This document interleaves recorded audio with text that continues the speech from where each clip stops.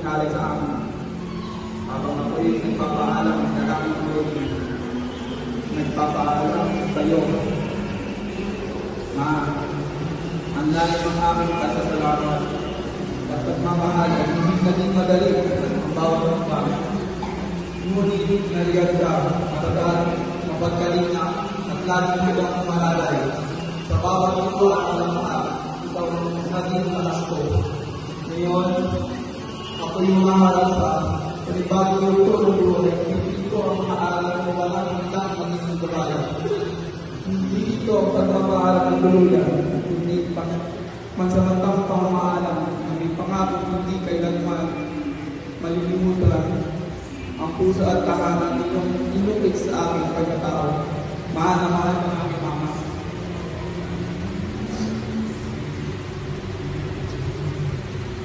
Lubos ang aking pasasalamat sa inyong lahat, mga kapatid ko, mga kapag-anak, at nang walang sawang paabot ng inyong pakikilangay, suporta, at pagmamahal sa panahon kami ilulugsa.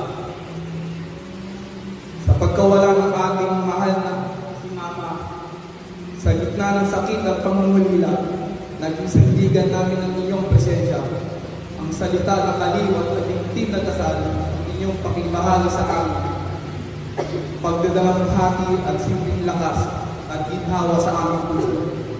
Tunay na sa oras ng panuntutan, pagkakaisa at pagmamalasakit ng pamilya ang nagbibigay liwanag mula sa ibuturan ng aking puso. Maraming salamat sa inyong lahat.